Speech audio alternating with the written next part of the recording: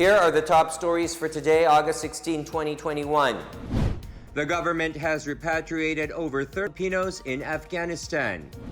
Health expert maintains that Delta is more alarming than the Lambda variant.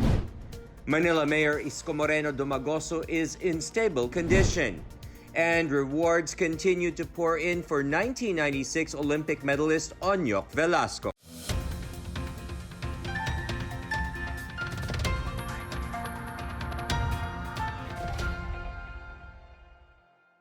Good day, I am William Theo. Welcome to the PNA Newsroom. Our top story for today, the government has repatriated over 30 Filipinos in Afghanistan. The Department of Foreign Affairs has earlier raised alert level 4 in the country after the Taliban took control of Kabul and other key cities there.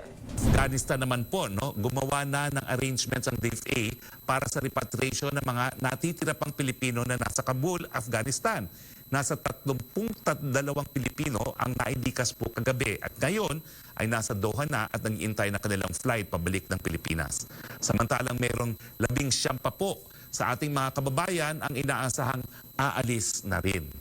Ang repatriation sa ginawa ng mga employer at ng DFA sa kasalukuyan ay naghahanap pa ng mag-repatriate na bukod dito.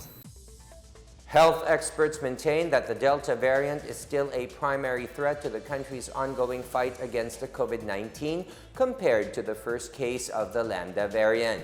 The Lambda variant, first identified in Peru in August 2020, was classified as a variant of interest by the World Health Organization on June 14, 2021.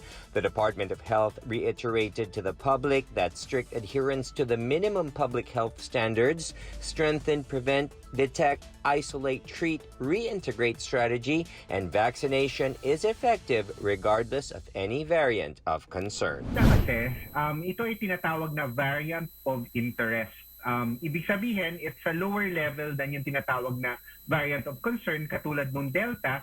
At ito po ay nakita po natin una sa South America and mukhang meron siyang yung mga mutations na maaaring makaapekto sa efficacy ng ating vaccines. Pero hindi pa po ito proven. Sa katunayan, sa US, ang US CDC does not even consider Lambda variant of interest.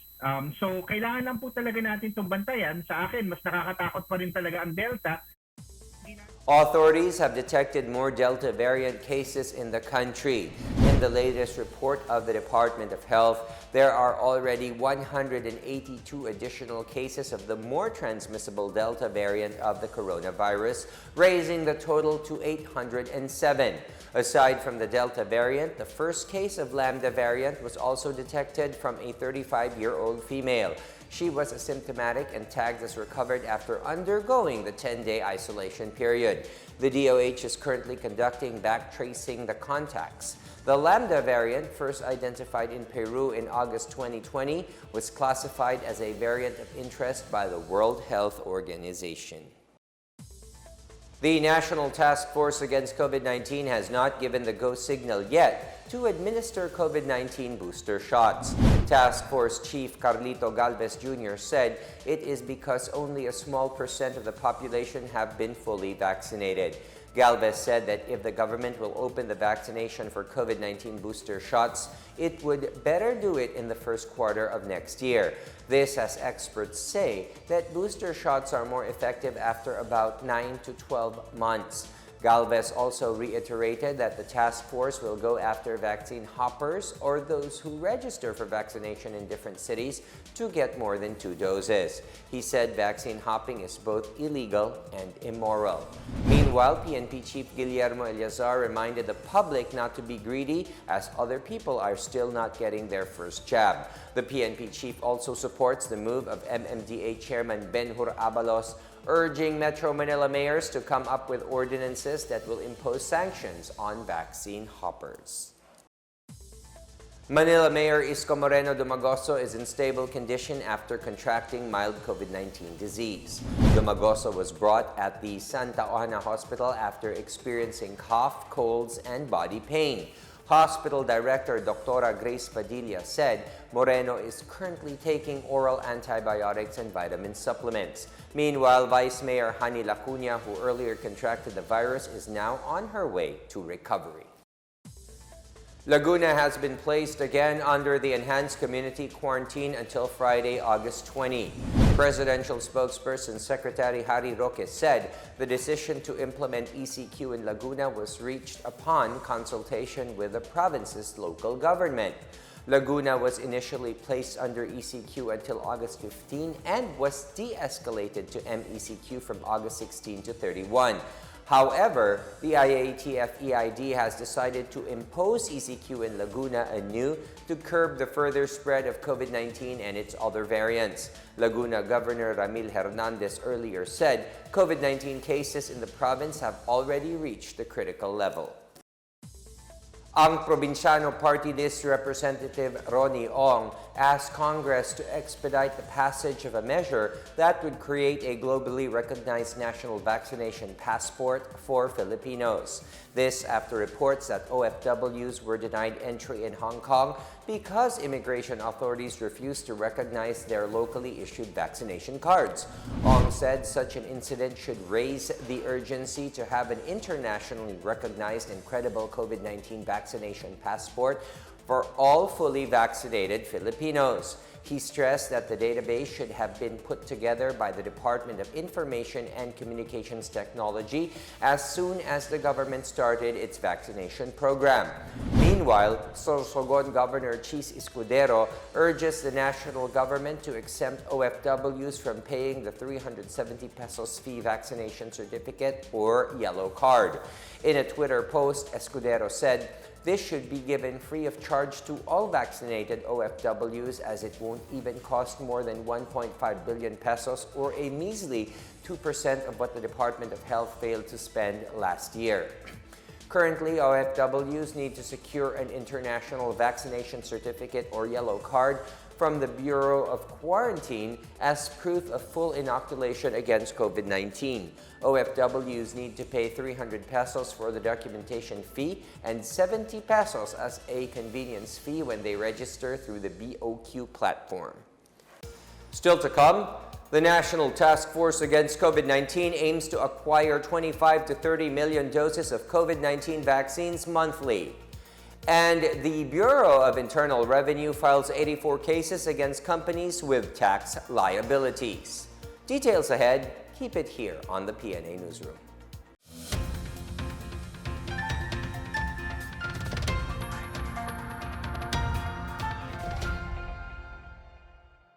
Ito ang Fast 5. Mayroon tayong 5 minuto para tanungin ang mga eksperto tungkol sa COVID-19. Hi everyone, I'm Dr. Ana Ong Lim and I'm with the DOH Technical Advisory Group. Anong mga sintomas ng COVID-19 ang pwede i-treat sa bahay? So napakagandang tanong. Ang mga mild symptoms, pinakakaraniwan pa rin siya sa mga nararamdaman ng mga taong nagpa-positive sa COVID-19. Kasama na dito yung lagnat, ubo, sipon, pananakit ng katawan, yung iba nagtatae. Pinaka-importante talaga is bantayan yung hirap sa paghinga kasi once sumumpong na yon, hindi na natin pwedeng sabihin mild and definitely kailangan na siguro na makita sa ospital o makita ng kanilang doktor. Paano natin malalaman kung pwede tayo mag-home isolation? Magandang mapag-usapan ng home isolation kasi lalo na ngayon, no, maraming mga taong nasa mga TTMFs or quarantine facilities or even sa hospital. And for as long as yung ating pamamahay ay may sariling lugar or isang silid na kung saan pwedeng mamalagi yung may sakit, and mas maganda rin sana na may sarili siyang magagamit na banyo. Ano naman ang pwede kong gawin kung meron akong lagnat? Ang lagnat ng COVID is not any different kumpara dun sa lagnat na nadala ng ibang sakit. Kino-consider natin na may lagnat na ang isang tao pagka ang kanyang temperatura ay 37.5 pataas. Now, typically, kung meron tayong lagnat, iniinuman lang naman natin to ng paracetamol. Karaniwan, isang tableta tuwing ika-4 hanggang ika-6 na oras. Ano naman ang home treatment para sa sore throat? Ang sore throat, karaniwan, ginagamot lang natin yan using supportive care. So tulad na lang ng saline gargles or pagmumog, no, ng water na may konting asin, o kaya pwede ring gumamit ng mga menthol preparations or menthol candies para lang medyo maibsan yung pananakit ng lalamunan.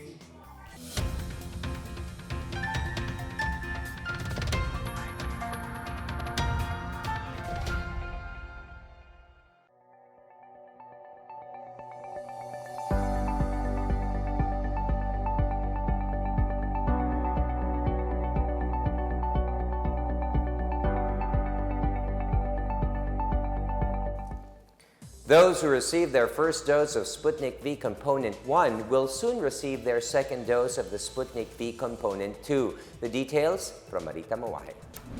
The 15,000 doses of Sputnik V's Component 2 arrived in the country on Friday via Qatar Airways flight. Based on experts' recommendations, the interval between the first and second doses of these Russian-made vaccines should be 42 days at maximum.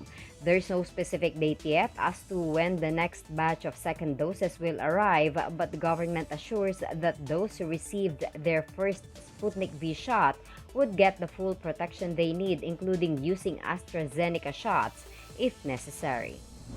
Meanwhile, the National Task Force Against COVID-19 is renegotiating with manufacturers to hasten the deliveries of COVID-19 jobs.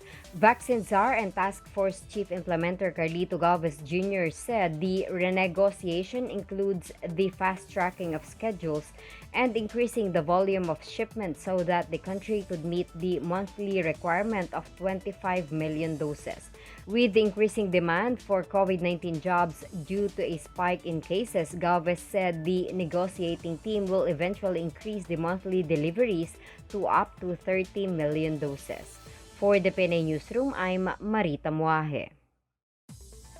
The Ministry of Public Works in the Bangsamoro Autonomous Region in Muslim Mindanao is targeting the completion of 48 million pesos worth of road projects in Sulu Province this year. These include the concreting of the 2-kilometer Hawani-Lati Road in Patikul Town worth 30 million, the concreting of the 500-meter Kasulutan Road in Barangay Rusbus, Jolo, worth 8 million, and the upgrading of the 500-meter Jolo Port Terminal Road worth 10 million. For this year alone, the Ministry of Public Works has an approved budget of more than 2.2 billion pesos for the concreting of various roads in Sulu. 26 former members of the local terror group Bangsamoro Islamic Freedom Fighters, or BIFF, have completed their livelihood training workshop in Maguindanao. The 3-day training held at the Camp Sionco was provided and facilitated by the Ministry of the Interior and Local Government, Bangsamoro Autonomous Region in Muslim Mindanao, as part of the Project Tugon or Tulong ng Gobyerno sa Nangangailangan initiative of BARMM. Since January, some 100 BIFF members have surrendered with the help of the provincial governments of Maguindanao and North Cotabato. Authentication of the Philippine Identification or National ID is one of the safeguards being implemented by the PhilSys Act for protection against scammers. In an advisory from the Philippine Statistics Authority, or PSA, a PhilID holder may have one's identity validation through offline and online means. Offline authentication is done through physical inspections of the security features and scanning of the QR code. For the online PhilID QR code verification system to be rolled out later this year, the data encoded will be verified through the QR code. The PSA also announced it will launch the mobile PhilID, an alternative version of the physical card. Given the safety nets of the PhilID, the PSA said there is no reason for government or private entities not to honor the national ID during transactions. Meanwhile, the PSA has repeatedly reminded everyone to follow health protocols when applying for a national ID. For safety purposes, applicants can complete the Step 1 demographics registration through the PSA online portal. For the Step 2 biometrics process in registration centers, applicants must wear masks and face shields, use alcohol or sanitizer, bring their own ball pens and avoid crowding and spending unnecessary time on site. No walk-in applicants will be entertained for safety measures. The operations of all PhilSys registration centers in areas under ECQ are temporarily suspended. The Bureau of Internal Revenue, or BIR, has filed 84 complaints before the Department of Justice against suspected tax evaders in the first half of 2021. The BIR expects to go after 3.15 billion pesos in estimated tax liabilities. The BIR is also pursuing 17 cases before the Court of Tax Appeals to collect about 1.54 billion pesos in tax liabilities under its Run After Tax Evaders or RATE program. BIR Deputy Commissioner Arnel Guballa said, as part of the Bureau's Oplan Candado, it has padlocked 274 commercial establishments in the first half of 2021 for various tax code violations and collected 1.01 billion pesos in back taxes. Meanwhile, last July 1st, the BIR seized thousands of untaxed heated tobacco and vape products being sold around Manila. They also confiscated fake cigarettes and internal revenue stamps from 2 warehouses in Pampanga worth 1.56 billion pesos in taxes.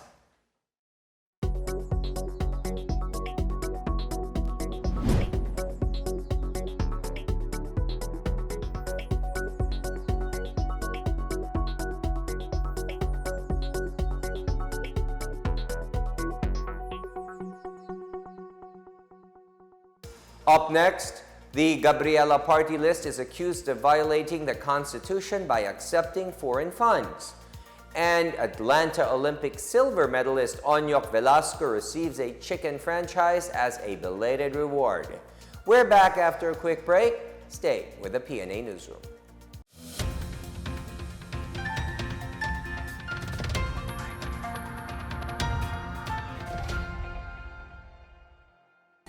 Ano naman ang warning signs ng paglala ng mga sintomas? Ang pinaka-importanting bantayan sa mga simptomas na lumalala na related to COVID-19 is really yung hirap sa paghinga. Pwede rin yun na rin na magdala nung confusion. Pwede rin yung mga simptomas tulad ng sobrang panghihina kasi halos hindi na makakain, hindi makainom. No? So yung mga ganong klaseng signs, kailangan siyang masubaybayan ng healthcare professional. Paano ko naman maiiwasang mahawaan ang mga kasama ko sa bahay? Pinaka-importante dun sa iisipin natin pag tayo nag-isolate is dapat talaga nakabukod tayo sa ibang tao. So, dun lang tayo sa ating silid, dun na tayo kakain, hindi na tayo lalabas hanggang makatapos ng 10 araw. Now, kung tayo naman ay nasa isang lugar na shared bathroom pa rin ang ating ginagamit, sana yung surfaces ng banyo tulad nung yung doorknobs, yung faucet, yung pinaka-surface ng lababo at saka yung pinag-upuan natin sa inidoro, pupunasan muna natin yan bago natin iwanan ng banyo para yung susunod na gagamit hindi naman mahawaan ng ating mga secretions o yung mga tilamsik ng ating laway kung sakasakali naman ay tayo ang gumamit ng banyo. Sino po ang pwedeng kausapin kung may karagdagang mga tanong pa ako? Maraming resources sa ating mga communities at napakaraming health workers na handang tumulong. No? So unang-una na siguro doon yung ating mga BHERTs, no? Sila naman ay naabisuhan, o yung mga midwives or nurses sa ating community, even our local health center physicians, they're always ready to help us with our questions. Maraming salamat, Doc Ana. May mga paalala pa po ba kayo? Karamihan pa rin naman sa mga kababayan natin nagpa-positive for COVID ay nabibilang dun sa mild and asymptomatic category. So, mukha namang kaya, no? Most of the time, nababantayan itong ating mga kapamilya within the home. Ang importante lang, siguro, habang maaga, meron ng link to telemedicine o kaya nakausap natin yung ating mga barangay or community healthcare workers para kung sakasakalit medyo lumala yung lagay ng ating kapamilya ay nakaset up na kung anong susunod nating gagawin. Maraming salamat sa inyong lahat and mag-ingat po tayo. Bida Solusyon Plus, laban sa COVID-19.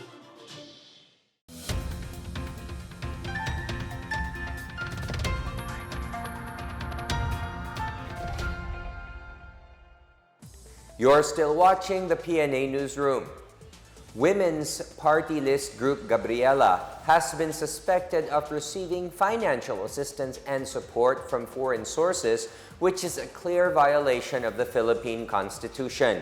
National Security Advisor Secretary Hermogenes Esperon Jr. testified against Gabriela before the Commission on Election on August 12. This as the National Task Force to End Local Communist Armed Conflict petitioned for the cancellation of registration of Gabriela Women's Party and the General Assembly of Women and reforms in the party list system.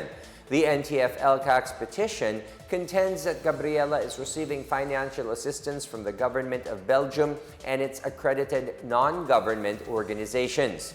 International accounting firm Mazars reported that Gabriela, together with Ibon Foundation and Karapatan, are the local partners of Viva Salud VZW, a Belgian-accredited NGO. Esperon also said that Gabriela, GWP, and GAWR are closely interconnected. He said the party list group has willfully and deliberately circumvented the provisions of the Constitution and COMELEC rules. Learning the foundations of Filipino culture through our indigenous communities can lead to discovering and enriching our national identity. This was the message shared by Communications Secretary Martin Andanar as the country observed National Indigenous Peoples Day last Monday, August 9. Andanar highlighted how the indigenous people have lived through times in self-governance along with respecting the environment. He encouraged Filipinos to reflect on the importance of indigenous peoples on the personal and cultural identity of Filipinos. National Commission on Indigenous Peoples Chairperson Secretary Allen Capuyan referred to IPs as development partners of the government.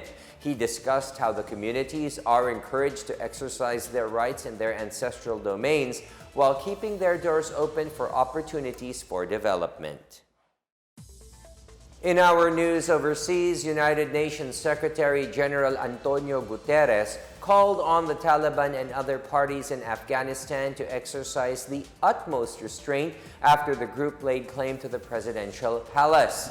Guterres said he is following with deep concern as hundreds of thousands of people are forced to flee their homes amid rapidly evolving situation in Afghanistan. The Secretary General particularly highlighted the future of Afghan women and girls whose hard-won rights must be protected. He called on the Taliban and all parties to ensure that humanitarian needs can be addressed and that the rights and freedoms of all people are respected and protected. On Friday, as the Afghan government faced collapse amid the Taliban's sprawling offensive, Guterres called on the Taliban and Afghan parties to forge a negotiated settlement. In sports, former boxer Mansueto Onyok Velasco is finally getting his rewards 25 years after winning a silver medal in the Atlanta Olympics. Over the weekend, Velasco received 100,000 pesos from Bounty Agro Ventures President Ronald Macascarinas and a franchise to operate a store of flagship product Chooks-to-go. Velasco became a hot topic since the latter part of the Tokyo Olympics when he revealed that he has yet to completely get what he was promised after winning the Olympic silver. He was earlier promised 2.5 million pesos from Congress and scholarships for his two sons in the Philippine Navy, among others. Senate Committee on Sports Chairman Bongo announced the government is readying 500,000 pesos as a cash incentive to Velasco. Mascarinas, whose company owns the Philippines' premier professional 3x3 league, was the latest to pledge help for the boxer. The Philippine Military Academy has moved this year's entrance examination for aspiring cadets to September. The PMA Entrance Examination 2021, scheduled from August 16 to September 19, will instead be held from September 3 to October 2nd. The Academy said that the change in schedules is to avoid problems that may be encountered by examinees whose residences are in higher community quarantine classifications. It also said that the cadet recruitment and admission no longer accepts online applications as well as mailed applications. Aspirants of the country's premier military institution must be a natural-born Filipino citizen, physically fit and of good moral character, single and childless, at least senior high school graduate, no administrative or criminal case, at least 5 feet in height for both male and female, and at least 17 years of age and not more than 22 years old on June 1st of the year of admission.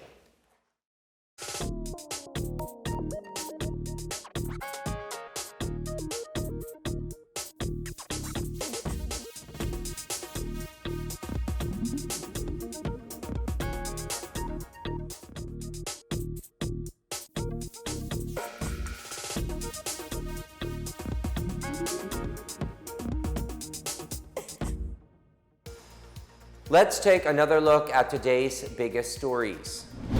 The government has repatriated over 30 Filipinos in Afghanistan. Health expert maintains that Delta is more alarming than the Lambda variant. Manila Mayor Isko Moreno is in stable condition. And rewards continue to pour in for 1996 Olympic medalist Onyok Velasco. As Filipinos, we all have a vital role to play in preventing the spread of COVID-19. So remember, wear your face masks and face shields, wash your hands often, practice safe physical distancing, go out only for essential reasons, and get vaccinated as soon as possible to protect ourselves, our families, and the community. Together, we can beat COVID-19.